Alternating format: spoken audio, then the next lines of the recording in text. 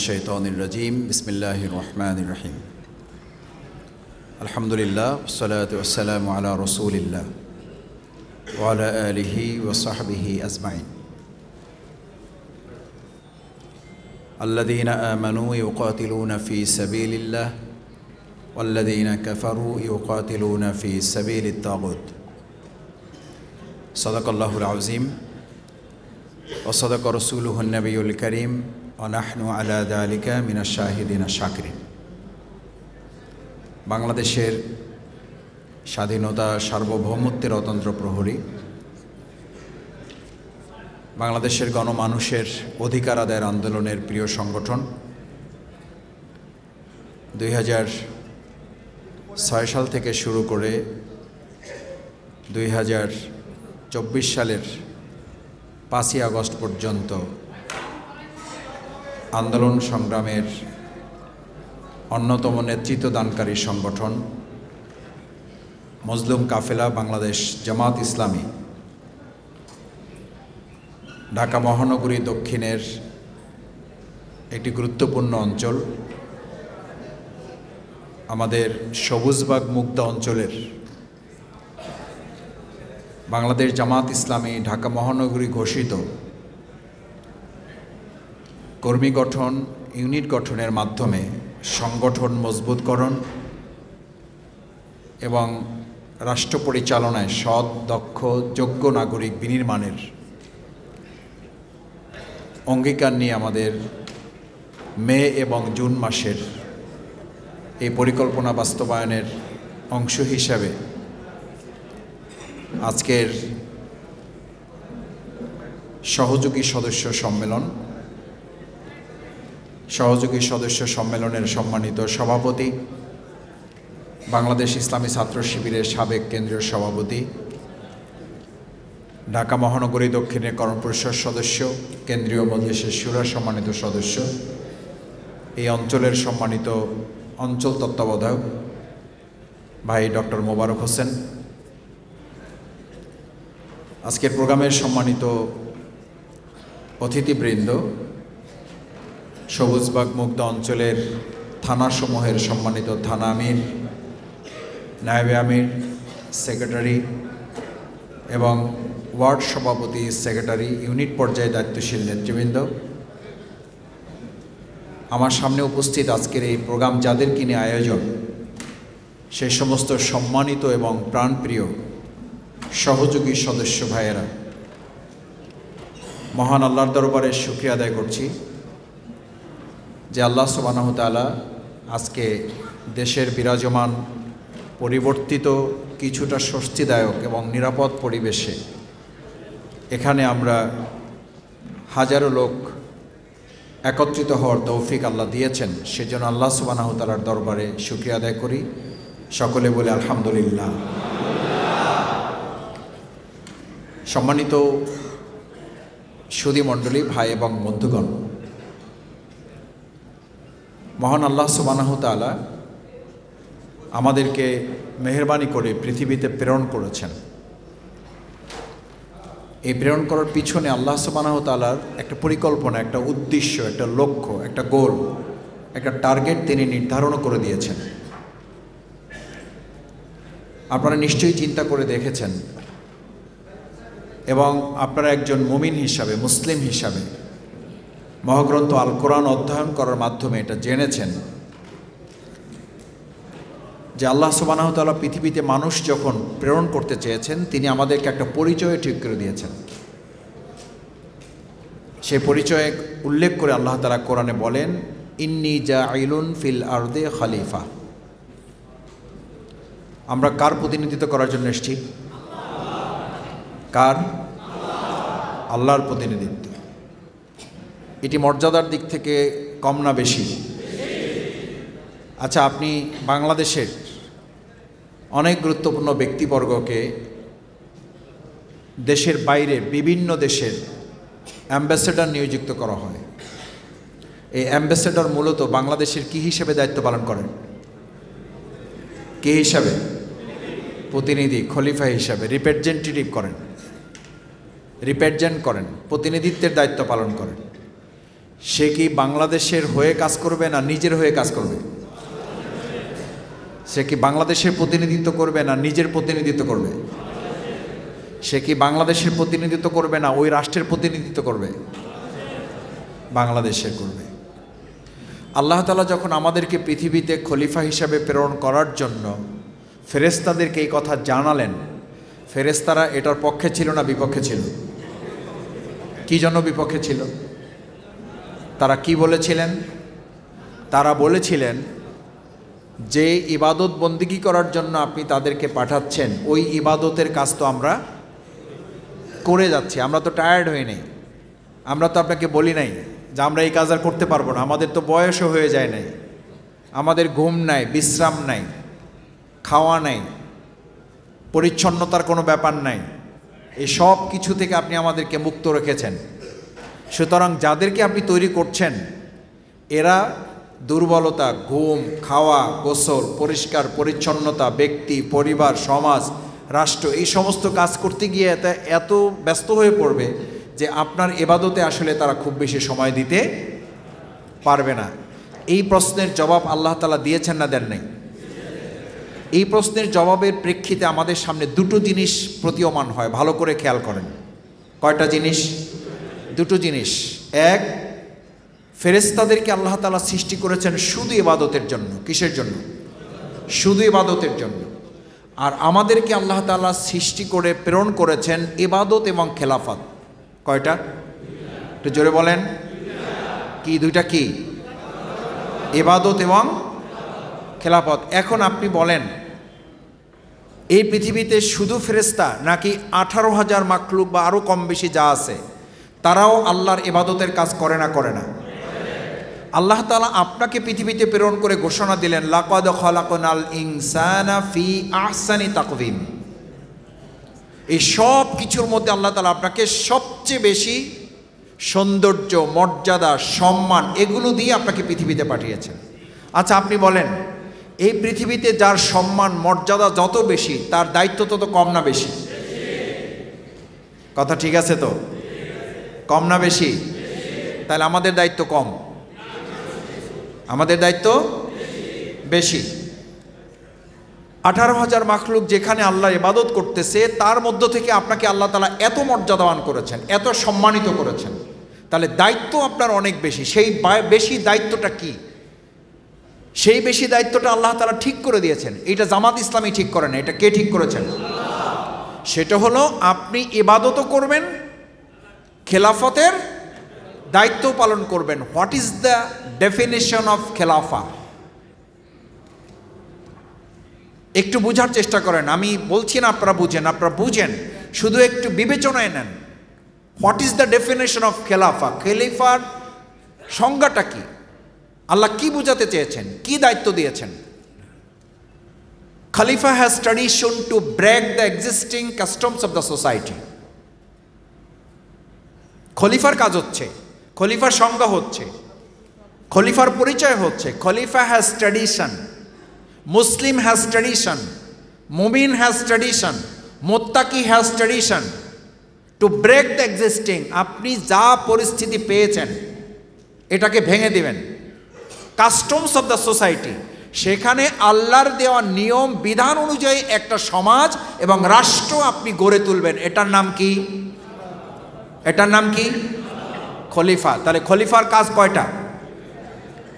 গড়তে হলে বলেন, গড়তে হলে ভাঙতে হবে। আর একটু জোরে বলেন, গড়তে হলে। তাহলে সমাজ সংস্কারের কাজ কি 2024-এর আন্দোলনের পর শুরু নাকি আল্লাহ তাআলা পৃথিবীতে ইমানদারদেরকে পাঠিয়ে শুরু? তাহলে সমাজ সংস্কারের কাজ কি, সংস্কারের প্রস্তাবনা কি এখনকার না এটা ইমানদারদের সংস্কার? এটা কি কোনো দলের সংস্কার না আল্লাহর দেওয়া বিধান? এটা তো ইমানদারদের দায়িত্ব। আপনি জমিতে কৃষি কাজ করবেন, কৃষি কাজ করার জন্য যখন কোনো জমির উৎপাদনের জন্য ওটা উপযোগী করবেন, ওই জমিটাকে সংস্কার করতে হয় না? হয় না? সংস্কারের প্রথম কাজ কি? ওই জমিটাকে ফসলের উপযোগী করার প্রথম সংস্কারটা কি? কি করেন আপনি? কয়টা চাষ দেন? 2টা 3টা চার্জ দেন, কেন দেন? কি মুক্ত করার জন্য? জোরে বলেন, কি মুক্ত করার জন্য?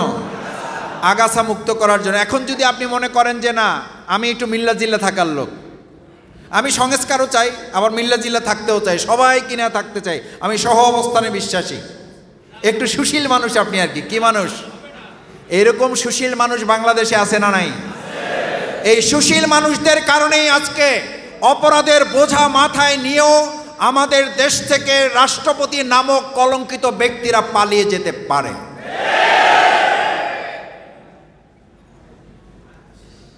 আপনি যদি সংস্কার করতে না পারেন, আল্লাহ দেওয়া প্রদত্ত এটা দায়িত্ব আপনার। এটি কোনো অন্তর্বর্তীকালীন সরকারের 6 মাসের কাজ না, এটি অন্তর্বর্তীকালীন সরকারের শুধু 1 বছরের কাজ না, এটা আল্লাহ প্রদত্ত ইমানদারদের জন্য, মুসলিমদের জন্য, মুত্তাকিদের জন্য নামাজের মতো, রোজার মতো, হজের মতো, জাকাতের মতো, সাদাকার মতো, অথবা কোনো কোনো ক্ষেত্রে তার চেয়ে গুরুত্বপূর্ণ কারণে সংস্কার করতে না পারলে আপনি গড়তেই পারবেন না। আপনি যদি আগাছা মুক্ত না করতে পারেন, আপনি যত ফসল ফলান, আপনি যত ঔষধ দেন, আপনি যত সার বিছান, আপনি যত পানি দেন, আগাছাও থাকলো, ফসলও থাকলো, ওষুধও দিলেন, সারও দিলেন, পানিও দিলেন, ফাইনালি 3 মাস পরে ওখানে ফসল পাবেন না, আগাছা পাবেন।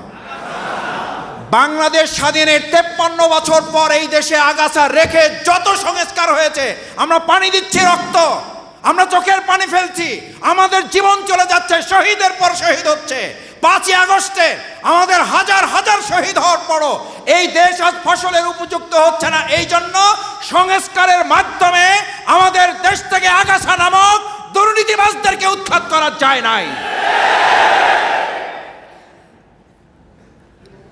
আমার ভাইয়েরা, জামাত ইসলামের এই ব্যানার মাথা থেকে ফেলে দেন। জামাত নাই, জামাত ইসলামী নামক কোনো সংগঠন নাই, জামাত ইসলামী আমরা কেউ করি না।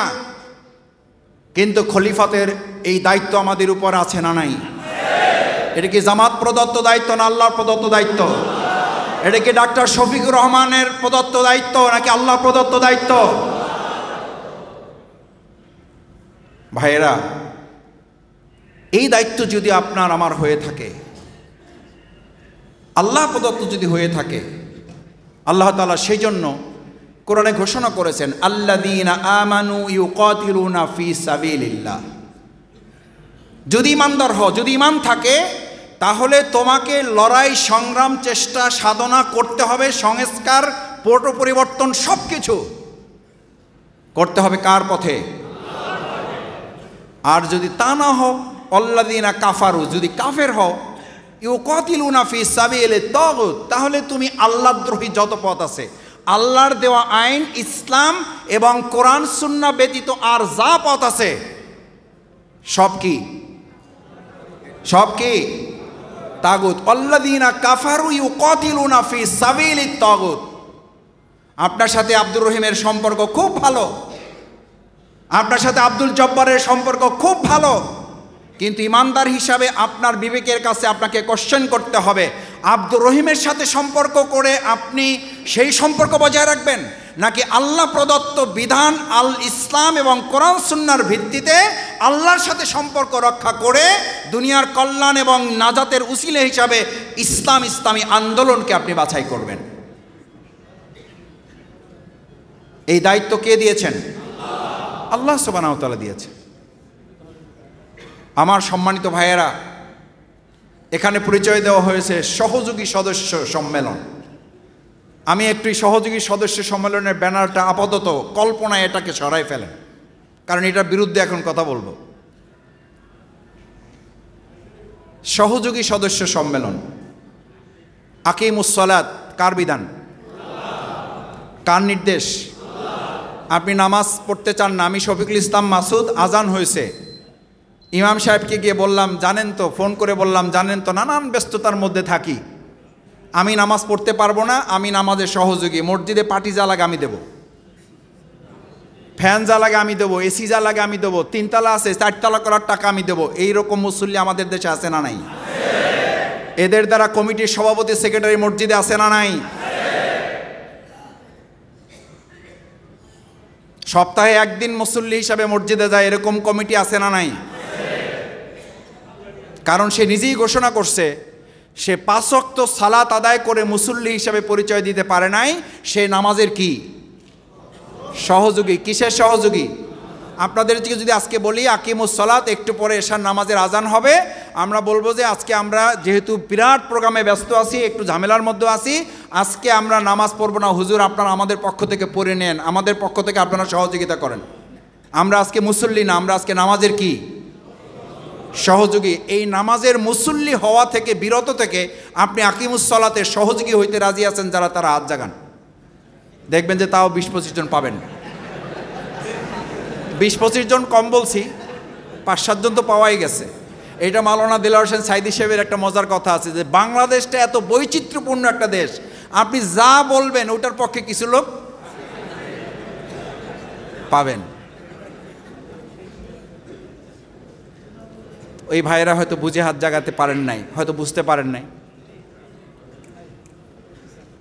আকিমুস সালাতের নির্দেশ হচ্ছে নামাজের মাধ্যমে আপনি সহযোগী হবেন না মুসল্লি হবেন? বুঝা বললেন, আকিমুস সালাতের মাধ্যমে আপনি সহযোগী, নামাজের সহযোগী হবেন না মুসল্লি হবেন? কিছুদিন আগে আমাদের রমজানের মাস গেছে, কুতিবা আলাইকুমুস সিয়াম, আপনি বলছেন আমি ইফতারি দেবো, আমি সাহারি দেব, আমি ইফতার পার্টির পর ইফতার পার্টি করব, কিন্তু আমি রোজা রেখে সায়েম হইতে পারবো না। ঠিক আছে তো ইনশাল্লাহ? এটা আমাদের জন্য জায়েজ ছিল? মানে আমি রোজায় বললাম যে আমি রোজায় রোজাদার না, আমি সায়েম না, আমি রোজার কি সহযোগী। বৈধ না অবৈধ? এটার পক্ষে ছিলেন আপনারা কেউ? এইটার পক্ষে যদি না থাকেন তাহলে আজকে এই ব্যানার টানাইতে দিতেছেন কেন ওনাদের? কেন এই ব্যানার টানাই দিতেছেন বলেন? এ তো আইসেই জিজ্ঞেস করা দরকার ছিল, ভাই আমরা এটা ছিলাম ঠিক আছে, কিন্তু আমাদেরকে আর অপমান করেন না, আর অপমান করেন না।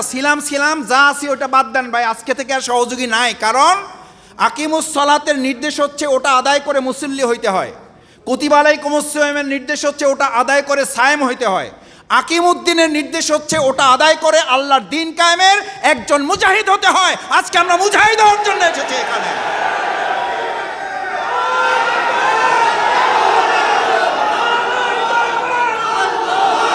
আমরা এখানে কি হওয়ার জন্য এসেছি? কি হওয়ার জন্য? সালাত মুসল্লি বানায়, সায়েম যদি আমাদেরকে সায়েম বানায়, আর আকিমুদ্দিন আমাদেরকে আজকে কি বানিয়ে দিয়েছে? কি বানিয়ে দিয়েছে? আল্লাহ আমাদের কবুল করুন।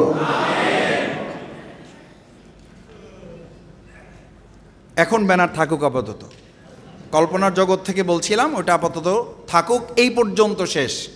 আল্লাহ যেন আমাদের ত্রুটি দুর্বলতা মাফ করেন। এখন বলবেন যে ভাই তাহলে জামাত ইসলামী এই অধ্যায়টা রাখছে কেন?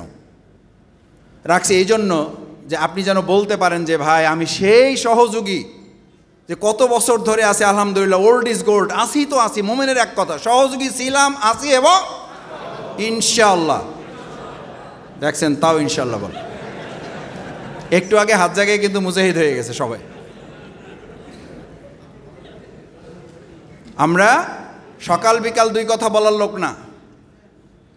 10 বছর আগেও সহযোগী বলছি, এখনও আছি এবং ভবিষ্যতেও থাকবো না তাহলে আমরা আজকে কি হয়েছি? মুজাহিদ মানে হচ্ছেন তিনি চেষ্টা করেন, প্রচেষ্টা চালান। প্রচেষ্টাটা কেমন চালান? চেষ্টা করলাম, হইল না হইলে নাই, এইটার নাম চেষ্টা? তো চেষ্টা হচ্ছে জাহিদ। ফামান জাহাদা ফা ইন্নামা ইউজাহিদু লিনাফসিহি। আপনার চেষ্টাটা দেশে বিপ্লব করার জন্য না, ওটা সেকেন্ড ইস্যু। ফার্স্ট ইস্যু হলো আপনাকে নিজেকে বাঁচানো। কাকে বাঁচানো? কোথা থেকে? জাহান্নাম থেকে। কোথা থেকে? ফামান জাহাদা ফা ইন্নামা ইউজাহিদু লিনাফসিহি। আজকে এখানে আপনারা আমরা যারা আসছি, দেশ বাঁচানো পরে আগে কাকে বাঁচাইতে হবে? আরে ভাই, আমি আমাকে জাহান্নামের আগুন থেকে বাঁচাইতে পারি না, আপনি দেশ বাঁচাবেন কখন? এই দেশ বাঁচানোর কথা যারা বলে অথচ নিজেকে জাহান্নামের আগুন থেকে বাঁচানোর কথা বলে না, তারাই 53 বছর এই জাতির সাথে প্রতারণা করেছে। 2.5 ঘন্টার সমাবেশ করে, 6 ঘন্টার সম্মেলন করে, ওই সম্মেলনে একবার পরকালের কথা উচ্চারিত হয় না। ওটা কোনো ইমানদার মানুষের সমাবেশ নয়, ওটা পাশবিকতার সমাবেশ। আপনি কেন এটা বিবেচনা করেন না?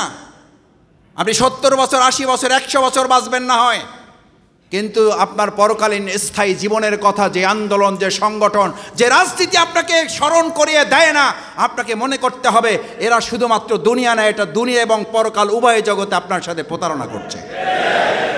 কারণ যে আল্লাহর হক আদায় করে না, পরিষ্কার বুঝতে চেষ্টা করি আমি, যে আল্লাহর হক আদায় করতে ব্যর্থ, যে আল্লাহর হক ফাঁকি দিতে সক্ষম, আল্লাহর হক ফাঁকি দিতে যে ভয় পায় না, সে আপনার গম মেরে খেতে ভয় পাবে, তাতে কোনো সন্দেহ নাই, ভয় পাবে না সে। কারণ সে আল্লাহর হক নষ্ট করতে ভয় পায় না, আপনার হক নষ্ট করতেও ভয় পাবে না। বাংলাদেশ জামাত ইসলামী সহযোগী থেকে আপনাকে কর্মী বানাইতে চায়। এই জন্য নয় যে শুধু জামাত ইসলামী সংগঠন পরিচালনা করবেন। জামাত ইসলামী আপনাকে সহযোগী থেকে কর্মী বানাইতে চায় আল্লাহর দ্বীন কায়েমের জন্য, এই কারণে যে আপনি বাংলাদেশ জামাত ইসলামীর কর্মী হবেন, আপনি সমাজেরও কর্মী হবেন, আপনি দেশ এবং রাষ্ট্র গড়ারও কর্মী হবেন, আপনি দেশ এবং রাষ্ট্র সংস্কারেরও একজন সৈনিক হিসাবে ভূমিকা পালন করবেন। এই ভূমিকা বাংলাদেশ জামাত ইসলামী পালন করেছে না করে নাই? করছে বলেই আজ বাংলাদেশ জামাত ইসলামী এক মজলুম সংগঠনে পরিণত হয়েছে, একই সাথে মানুষের দোয়া এবং ভালোবাসায় সিক্ত হয়েছে। আমাদেরকে যারা শেষ করতে চেয়েছিল তারা আজকে একে একে পালাতে শুরু করেছে।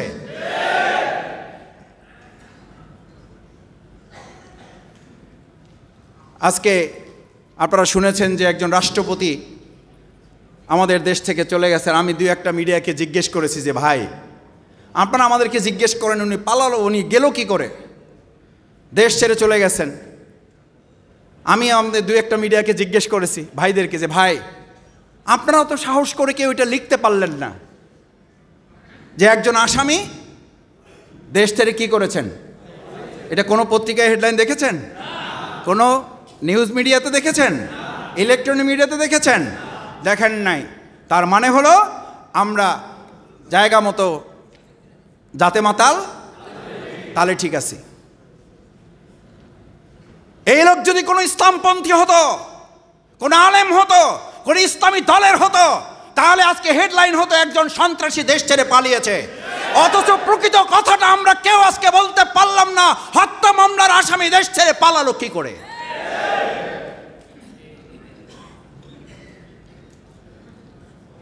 সম্মানিত ভাই এবং বন্ধুগণ, বাংলাদেশ জামাত ইসলামী শুধুমাত্র আপনার ইউনিট পরিচালনার জন্য আপনাকে কর্মী ঘোষণা করতে চায় না।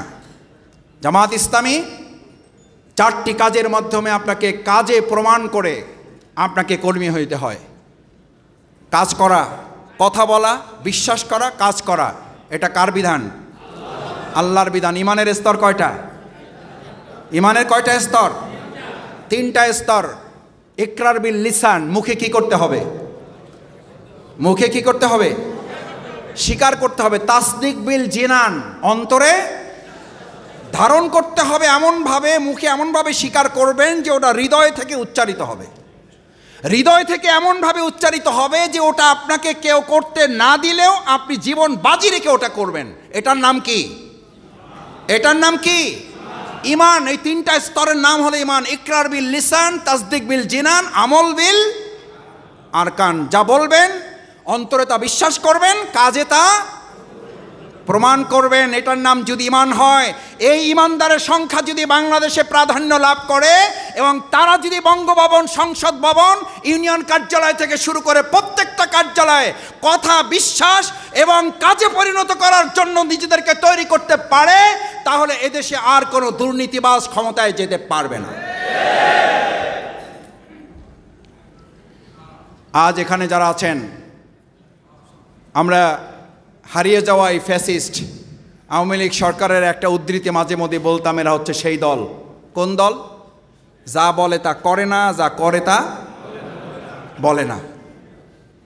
আর ইমানদারদের কথা হচ্ছে যা বলবে তা করবে, আর যা করবে সেটাই সে বলবে। আলহামদুলিল্লাহ, বাংলাদেশ জামাত ইসলামীটা প্রমাণ করতে পারছে না, পারে নাই। তাহলে জামাত প্রমাণ করলে হবে না, আপনাদেরকেও আমাদেরকেও প্রমাণ করতে হবে। হবে 4টা কাজের মাধ্যমে আপনাকে তা প্রমাণ করতে হবে। 1, এই সুন্দর আহ্বান আল্লাহর দ্বীনের দাওয়াত। কিসের দাওয়াত? জামাত ইসলামী কোনো ব্যক্তির দাওয়াত দেয় না, আল্লাহর দাওয়াত দেয়। আল্লাহর দাওয়াত দিলে আপনার সাথে আমার শত্রুতা কেন? আপনি জামাত ইসলামীকে শত্রু ভাবেন কেন? জামাত ইসলামীকে শেষ করার জন্য আপনি সিদ্ধান্ত নেন কেন? জামাত ইসলামী মানুষ হিসাবে আমার ব্যক্তি হয়তো ভুল ত্রুটি থাকতে পারে, কিন্তু জামাত ইসলামী যে আহ্বান জানায় সেই আহ্বানের সাথে তো আপনি প্রতিপক্ষ হতে পারেন না। আপনি যদি ইমানদার হন, আপনি যদি মুসলিম হন, তাহলে আপনি যে কালিমা পড়েছেন সেই কালিমার উচ্চারণটা তো আপনার ভালো করে বোঝা উচিত। কালিমা তৈয়বা লা ইলাহা ইল্লাল্লাহ। আপনি আল্লাহ ছাড়া আর কারো আইন আপনি মানেন না, আল্লাহ ছাড়া আপনি কারো আইন মানেন না। অথচ আল্লাহর দেওয়া বিধানের আলোকে আমাদের এখন একটা চকলেটের দোকানও পরিচালিত হয় না। সংসদ তো পড়ে, বঙ্গভবন তো পড়ে। তাহলে এই দৃশ্য দেখার পরেও কি আপনি একজন চাষি হিসাবে, একজন কৃষক হিসাবে, আপনাকে তো হাদিসে কৃষক পরিচয় দেওয়া হয়েছে। আর দুনিয়া মাজরাতুল আখেরা, পরকালের তুলনায় দুনিয়াটা হচ্ছে ইমানদারদের জন্য কি? শস্যক্ষেত্র। পরকালের জন্য এটা শস্যক্ষেত্র। তাহলে শস্যক্ষেত্রের আপনি একজন কি? কৃষক। কৃষকের কাজ কি? তাহলে বললাম তো একটু আগে, কৃষক হিসাবে জমিতে আপনি যদি ফসল পেতে চান পরকালে, তাহলে এই জমিটাকে তো আপনার প্রথম সিদ্ধান্ত সে ফসল ফলানোর পূর্ব শর্ত হলো এটা কি মুক্ত করা? কি মুক্ত করা? এই আগাছা জমিনে মুক্ত করার আগে জীবনকে আগাছা মুক্ত করতে হবে। দেখে ইনশাল্লাহ পারবেন? ইনশাল্লাহ। এটা হলো কর্মী হিসাবে প্রথম কাজ। কি মুক্ত করা? জমিন না জীবন? আগে জমিন না আগে জীবন? আগে জমিন না আগে জীবন? আল্লাহ আগাছা মুক্ত একটা জীবন আমাদেরকে দান করেন। আল্লাহ আগাছা মুক্ত একটা জমিনের জন্য আপনি আমাদেরকে কবুল করেন। আগাছা কি? আগাছা হচ্ছে যে ফসলকে উৎপন্ন হইতে দেয় না। আপনি আগাছাও রাখেন, ফসলও রাখেন, শেষ পর্যন্ত ওখানে আসলে কি পাওয়া যায়? কি পাওয়া যায়? আগাছা কেউ রোপণ করে? কেউ লাগায়? ওটা নিজে নিজে হয়। ওটা প্রকৃতির বিধান, আল্লাহর পক্ষ থেকে আমাদের জন্য একটা লেসন, একটা প্রশিক্ষণ, একটা ট্রেনিং। এটা জানিয়ে দেওয়া যে তুমি যদি ভালো কাজ করতে চাও তাহলে তোমাকে আগাছা মোকাবেলা করেই ভালো কাজটা, এটা একটা ট্রেনিং, এটা একটা সিদ্ধান্ত আজকে আপনাকে নিতে হবে। কর্মী হয়েছেন মানে খুব আরামায়েশে চলবেন। কর্মী হয়েছেন মানে আপনি এখন ভোগের রাজনীতিতে যুক্ত হয়ে গেলেন। জামাত ইসলামীর ভালো দিন এখন মোটামুটি একটা লাইনঘাট আছে। জামাত ইসলামীর কাছে যাইতে পারলে এখন মোটামুটি একটা কায়দা কানুন হবে। এই চিন্তা যদি আমার মধ্যে শয়তান ঢুকাইতে পারে, তাহলে ওই ফসল মুক্ত, একটা আগাছা মুক্ত ফসল যেমন আপনার পক্ষে অকল্পনীয়, আজকে আপনার জন্যও এটা অকল্পনীয় হবে যে আপনি আপনার জীবনকে আগাছা মুক্ত করতে পারেন নাই। ফসল ফলানোর জন্য প্রথম সিদ্ধান্তই হচ্ছে আগাছার সাথে লড়াই করা। আজকে এখানে যারা আছেন আপনাকেও সিদ্ধান্ত নিতে হবে, এই ভালো কাজের জন্য, ফসল ফলানোর জন্য যখন সিদ্ধান্ত নিয়েছেন তখন আপনার জীবনেও লড়াই আসবে না? আসবে না? শুধু দোয়ার মাধ্যমে এটা শেষ হয়ে যাবে? আচ্ছা আপনি বলেন, রসুল সাল্লাহ সাল্লামের চেয়ে বড় মোস্তাজাবাদ দাওয়া, দোয়া কবুলের মানুষ রসুল সাল্লাহ সাল্লামের চেয়ে পৃথিবীতে আর কেউ আসবে? ওনার জীবনেতেও সংগ্রাম করার দরকার হয় নাই, যুদ্ধ করা লাগে নাই, লড়াই করা লাগে নাই, শুধু দোয়া দুরুদ আর চোখের পানি দিয়ে সব কবুল করে ফেলাইছে। কিন্তু আপনার জীবনে চিন্তা কি? জামাত করব কিন্তু ঝামেলায় যাইতে চাই না। কিসে যাইতে চাই না? ঝামেলায় যাইতে চাই না। আপনি কৃষক, ওই রকম কৃষক, আমি ফসল ফলাইতে চাই, আগাছার সাথে আমার কোনো শত্রুতা নাই। আগাছাও থাকুক, ফসলও থাকুক, আমি ফসল ফলাইতে চাই, আমি জোকের কামড় খাবো না। এরকম কৃষক দিয়ে জমি চাষ হবে? ফসল পাবেন? কৃষক মানে জোকের কাছে আপনাকে রক্ত দিতে হবে। কৃষক মানে রোদে আপনাকে ঘাম ঝরাতে হবে। ফসলে যদি রক্ত এবং ঘাম ঝরাতে হয়, আল্লাহর জমিনে আল্লাহর দ্বীন কায়েমের জন্য এই জমিনটাকে উপযুক্ত করতে আপনার জীবনে রক্ত এবং ঘাম ঝরাতে হবে। এই রক্ত এবং ঘাম দিতে প্রস্তুত আছেন? তাহলে আপনি আজকে কর্মী। তাহলে আমরা কি?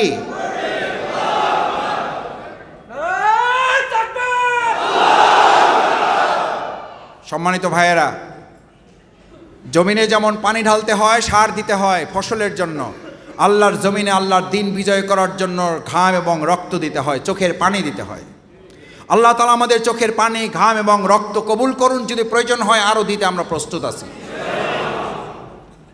সম্মানিত ভাই এবং বন্ধুগণ, শেষ কথা হচ্ছে, বাংলাদেশ জামাত ইসলামী এই যে আন্দোলন সংগ্রামের মাধ্যমে আমরা আমাদের একটা সমাজ এবং রাষ্ট্র পরিবর্তন করতে চাই, এই পরিবর্তনের জন্য যারা এখানে কষ্ট করে আজকে হাজির হয়েছেন, এটা ভালো করে উপলব্ধিতে নিতে হবে, ভালো করে বিবেচনায় নিতে হবে। আল্লাহ সুবহানাহু ওয়া তাআলা এই জমিনে যখন আমাদেরকে খলিফাতের দায়িত্ব দিয়ে পাঠিয়েছেন, এই মোবাইল যখন সৃষ্টি করা হয় বা তৈরি করা হয়, তখন এটার জন্য পরিচালনাটা গাইডলাইন আছে না নাই? আছে। আপনাকে আমাকে পৃথিবীতে যখন আল্লাহ তাআলা প্রেরণ করেছেন, তখন আমার আপনার জন্য একটা গাইডলাইন তিনি সাথে দিয়েছেন না দেন নাই? নাকি তিনি বলছেন যে যেভাবে পারো চলবা? তাহলে গাইডলাইন আছে। সেই গাইডলাইনের নাম কি? না সেটার নাম হলো 14 দফা, না সেটার নাম হলো 33 দফা, না না সেটার নাম হলো 44 দফা,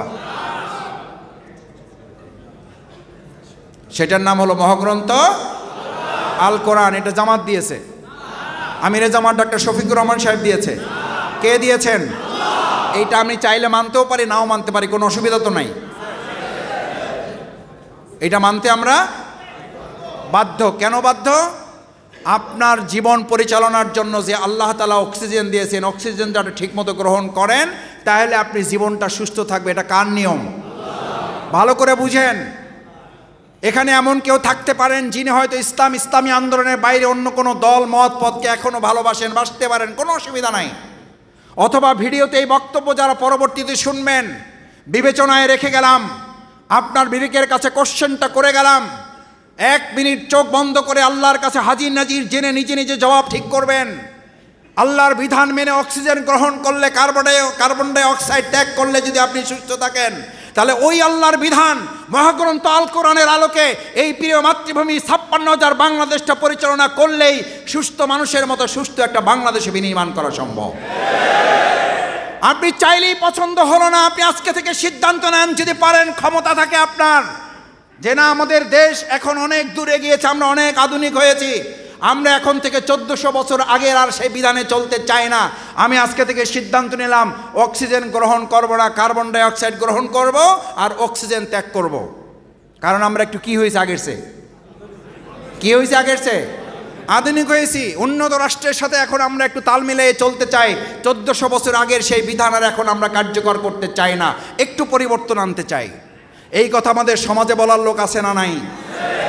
এখন তারা বলে 1400 বছর আগের কোরআন মানি, ইসলাম মানি, নামাজ পড়ি, হাদিস পড়ি, কোরআন পড়ি। আবার আমাদের তো কেউ কেউ দিনে 70 রাকাত 80 রাকাত তাহাজ্জুদ পড়ারও লোক ছিল, এখন সেই লোকও নাই, আমরা তাহাজ্জুদের কথাও শুনি না। আমার সম্মানিত ভাইয়েরা, এখন তাদেরকে রেখে গেছেন, কেউ এমন আছেন তারা বলেন আমরা নামাজ পড়ি, রোজা রাখি, হজ করি, জাকাত দেই, সবই ঠিক আছে, কিন্তু অর্থনীতিতে ইসলাম চলতে পারে না। এই কথা বলার লোক আছে না নাই? রাজনীতিতে ইসলাম চলতে পারে না, এই কথা বলার লোক আছে না নাই?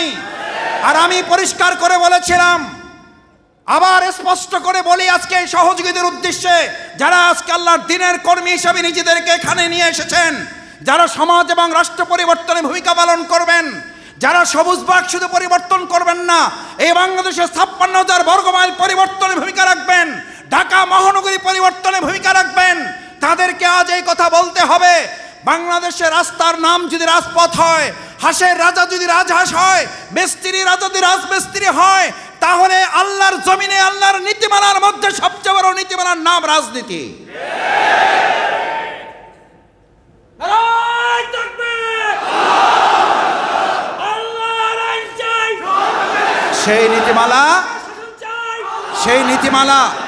সেই নীতিমালার নাম হচ্ছে রাজনীতি। রাসূল করিম সাল্লাল্লাহু আলাইহি ওয়াসাল্লাম, আপনি একজন ইমানদার হিসাবে আপনার বিবেকের কাছে এই কোশ্চেনটাও রেখে গেলাম, যারা আজকে এই কথা বলেন, বুঝে হোক না বুঝে হোক, আমি জানি না আপনারা বুঝে বলেন না বুঝে বলেন, আল্লাহ আপনাদের কি তৌফিক রেখেছে আল্লাহ ভালো জানেন, আমি জানি না। আল্লাহ তাআলার উপরে আপনাদেরকে সুপর্দ করলাম, যারা বলেন আমরা শরিয়া আইনের ভিত্তিতে রাষ্ট্র পরিচালনা করব না, ইসলামের রাজনীতি বলে কিছু নাই, এই কথা যারা বলেন তাদের বিবেকের কাছে জিজ্ঞেস করতে চাই, যে প্রিয় নবী মুহাম্মদুর রাসূলুল্লাহ সাল্লাল্লাহু আলাইহি ওয়াসাল্লামের সুপারিশ ছাড়া কাল কিয়ামতের দিন জীবনের সমস্ত আমল থাকা সত্ত্বেও যে জান্নাতে যেতে পারবে না, সেই রাসূল করিম সাল্লাল্লাহু আলাইহি ওয়াসাল্লাম শুধুমাত্র মসজিদে নববীর ইমাম ছিলেন না, মসজিদে নববীর রাষ্ট্রপতিও ছিলেন। বুঝা বলেন না বুঝা বললে শুধু এখান থেকে যাই, আবার পরে আমাকে ধরেন না। রসুল করিম সাল্লাল্লাহু আলাইহি ওয়াসাল্লাম কি শুধু মসজিদে নববীর ইমাম ছিলেন নাকি রাষ্ট্রপতির দায়িত্ব পালন করেছেন? তাহলে আজকে একজন ইমানদার হিসাবে আপনি কেন কথা বলবেন না জাতীয় মসজিদ বাইতুল মুকাররমের ইমামতিও আমরা করব, ইসলামের ভিত্তিতে বঙ্গভবন সংসদ ভবনও ইসলামের ভিত্তিতে পরিচালিত হতে হবে।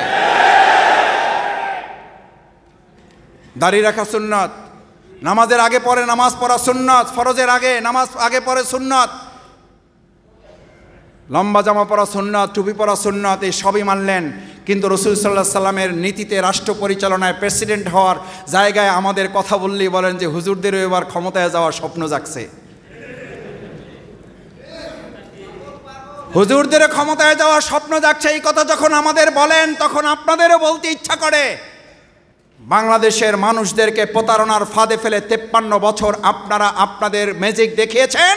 এবার জনতা ইসলামের ম্যাজিক দেখিয়ে ইসলামকে এবার ক্ষমতায় নিয়ে ইসলামের ভিত্তিতে দেশ পরিচালিত হবে। 53 বছরের মানুষের তৈরি করার মতবাদের দিন শেষ, ইসলামের বাংলাদেশ।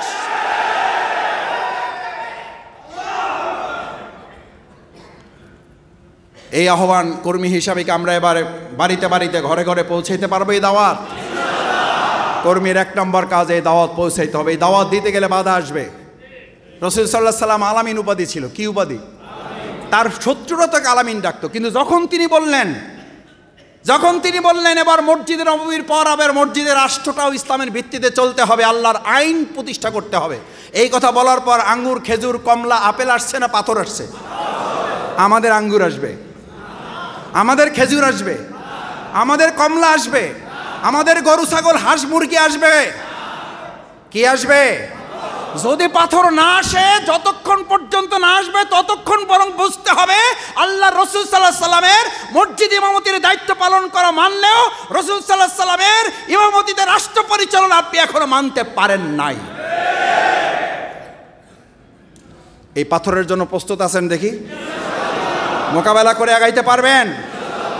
এটা কর্মীর 2 নম্বর কাজ। দাওয়াত দিবেন, বিরোধিতা মোকাবেলা করবেন। এইটা বললে হবে না, ভাই আমি এসবের মধ্যে নাই, আমার এইসব ঝামেলায় ডাইকেন না, আমি এইসব জয় ঝামেলার মধ্যে নাই। নামাজ আগে 2 ওয়াক্ত বেশি পড়বো, লাগে টাকা 2 টাকা বেশি দেব। ভাবখানা এরকম যে আল্লাহর দিন ইসলাম এখন টাকার অভাবে সংকটে ভুগতেছে, ভাবখানা এরকম যে নামাজের সংকটে ভুগতেছে। আপনি, আমি, আমরা কেউ আল্লাহর ইবাদত না করলে ইবাদতের জন্য সমস্ত মাখলুক প্রস্তুত আছে না নাই? আপনার মূল দায়িত্ব তো হচ্ছে খেলাফত। সেই খেলাফতের দায়িত্ব থেকে আপনি বিরতি নিয়ে, সেখান থেকে আপনি নিজেকে সরিয়ে নিয়ে শুধু ইবাদতের মাধ্যমে আপনি জান্নাতে যেতে চান, এটা নিজের সাথে নিজের প্রতারণা ছাড়া আর কিছু। 3 নম্বর কাজ হচ্ছে কর্মী হিসাবে আপনি নিজের জীবনের হিসাব পরিচ্ছন্নভাবে গ্রহণ করবেন, রিপোর্ট রাখবেন। ব্যক্তিগত রিপোর্ট সংরক্ষণ করব। এই ব্যক্তিগত রিপোর্ট আমাকে এই কারণে রাখতে হবে যে দুনিয়া পর্যন্ত শেষ না পরকালে আছে। রাসূল করিম সাল্লাল্লাহু আলাইহি ওয়াসাল্লাম বললেন, মান হুসিবা ইয়াউমাল কিয়ামাতি উযযিবা। কাল কিয়ামতের দিন যদি কারো হিসাব শুধু গ্রহণ করা হয়, হিসাবের জন্য যদি কাউকে শুধু বলা হয়, তাহলে সে নিশ্চিত জাহান্নামে যাবে। হিসেব দিয়ে কেউ জান্নাতে যেতে পারবে না। আয়েশা সিদ্দিকা রাদিয়াল্লাহু তাআলা জানতে চাইলেন, ইয়া রাসূলুল্লাহ, তাহলে আমাদের করণীয় কি? আল্লাহ রাসূল সাল্লাল্লাহু আলাইহি ওয়াসাল্লাম দোয়া শিখিয়ে দিলেন, আল্লাহুম্মা হাসিবনি হিসাবাই ইয়াসিরা। আল্লাহ হিসাব তো নেবেন, কিন্তু হিসাবটা আপনি কি করেন? সহজ করে দিয়েন। হিসাব ছাড়া কেউ জান্নাতে যেতে পারবেন না। তাহলে হিসাব আছে না নাই? তাহলে দুনিয়াতে হিসাব রাখতে হবে না? হবে না? হাসিবু ক্বাবলা আন তুহাসাবু ক্বালা রাসূলুল্লাহ সাল্লাল্লাহু আলাইহি ওয়াসাল্লাম।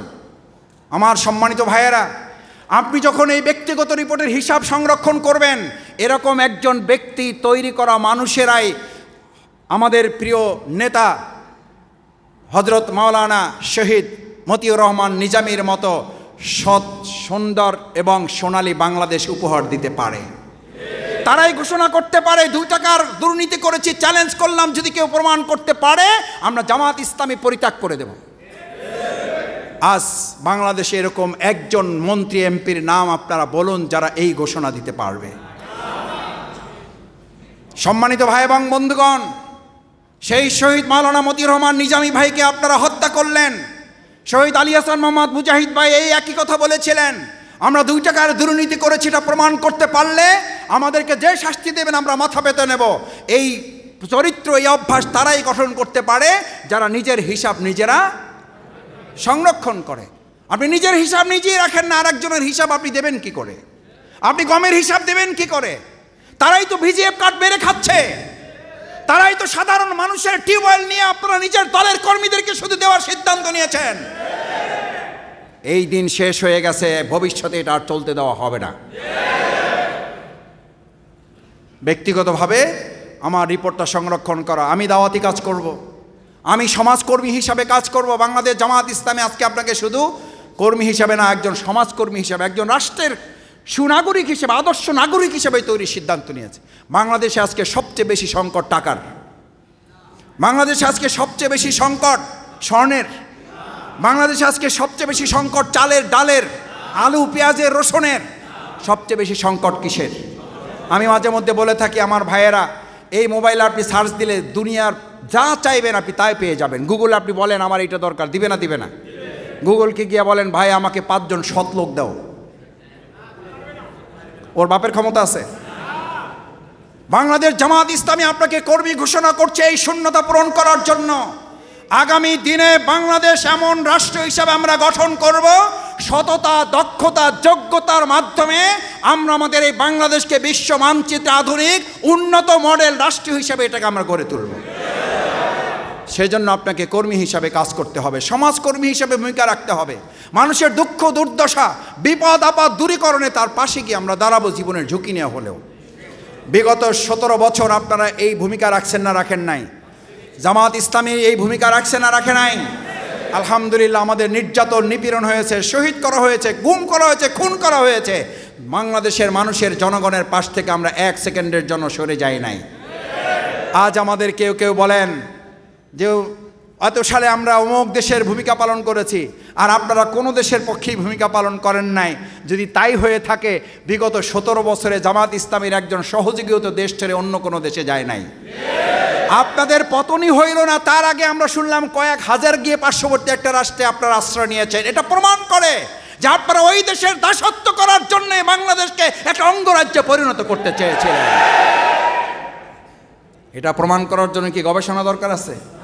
পিএইচডি ডিগ্রি লাগবে?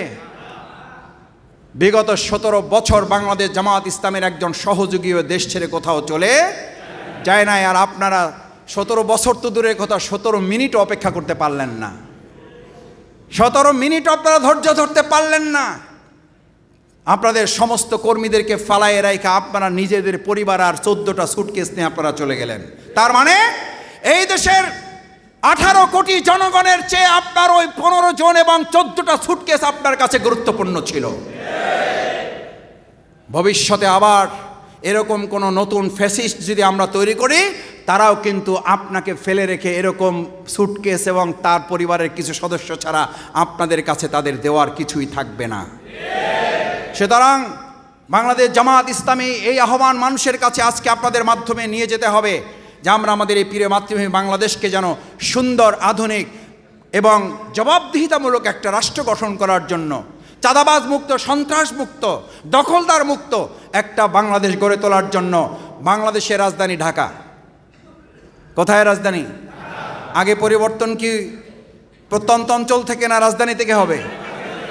রাজধানী থেকে হবে। সেই রাজধানীর মানুষ হিসেবে আল্লাহ তাআলা আপনাদেরকে কবুল করেছেন। আমি আপনাদেরকে জিজ্ঞেস করতে চাই, এই সবুজবাগ মুগদা অঞ্চল থেকে রাজধানীর গুরুত্বপূর্ণ একটি জায়গা, আলহামদুলিল্লাহ 2024 সালের জুলাই আগস্টে আপনারা এখানে বহু ভাইয়েরা শহীদ হয়েছেন, বহু আহত পঙ্গুত্ব ভাইয়েরা এখানে আজকের প্রোগ্রামে এসেছেন, গুলিবিদ্ধ অবস্থায় এখানে অবস্থান করছেন। আমরা আজ এমন একটা দেশে বাস করছি যখন একদিকে হত্যা মামলার আসামিদেরকে পার করে দেওয়া হচ্ছে, আর একদিকে আমরা আজকের পত্রিকায় খবরে পাচ্ছি আমাদের জুলাই আগস্টে আহত একজন স্বাধীনতা যোদ্ধা চিকিৎসা না পেয়ে, অভিমানে ক্ষুব্ধ হয়ে, দুঃখ কষ্টে পড়ে সে শেষ পর্যন্ত বিষ পানে আত্মহত্যা করার সিদ্ধান্ত নিয়ে এখন হাসপাতালে চিকিৎসাধীন আছে। এই বাংলাদেশ কি আমরা চেয়েছিলাম? এই স্বাধীনতার নতুন যুদ্ধকে আমরা করেছিলাম? যদি তাই না হয়, তাহলে আমাদের কাছে একটা জিনিস পরিষ্কার হয়েছে, আর কোনো মানুষের তৈরি করা তন্ত্র মন্ত্র আমাদেরকে মুক্তি দিতে পারবে না। মুক্তির পথ হচ্ছে শুধুমাত্র ইসলাম। আসুন সম্মানিত ভাই এবং বন্ধুগণ, সেই ইসলামের ভিত্তিতে বাংলাদেশ জামাত ইসলামী যদি কথা বলে, তাহলে সেই ইসলামের ভিত্তিতে আপনিও আসুন। আমি পিছিয়ে যাব, আপনার নেতৃত্বে আমরা ইসলামকে সংসদে পাঠাবো, আপনার নেতৃত্বে আমরা ইসলামকে বঙ্গভবনে পাঠাবো, আপনার নেতৃত্বে ইসলামের আলোকে বাংলাদেশটাকে সোনার বাংলা হিসাবে আমরা তখন করতে পারবো যখন জাহিলি মদিনা থেকে ইসলামের ভিত্তিতে সোনার মদিনা হয়েছিল। ইসলামের ভিত্তিতে সোনার মদিনায় প্রমাণ করে বাংলাদেশ সোনার বাংলা করতে হলে ইসলামের বিকল্প আর কোনো মতবাদ দিয়ে তা সম্ভব হবে না। আসুন সেই ইসলামের একজন কর্মী হিসাবে আজকে যারা এখানে নিজেদেরকে ভূমিকা পালনের জন্য সিদ্ধান্ত নিয়ে এসেছেন, আল্লাহ সুবহানাহু ওয়া তাআলা আপনাদেরকে একজন জামাত কর্মী, আপনাদেরকে একজন সমাজকর্মী, আপনাদেরকে রাষ্ট্রের একজন সুনাগরিক হিসাবে, আদর্শ নাগরিক হিসাবে দেশ এবং জাতির খেদমতে কবুল করুন, সেই প্রত্যাশা ব্যক্ত করে এখন আজকের এই সম্মেলনে আজকে যাদের ইতিমধ্যে কর্মী হিসাবে যাদের নাম ঘোষণা দেওয়া হবে এখানে, আলহামদুলিল্লাহ আমি শুধু থানাগুলোর নাম বলছি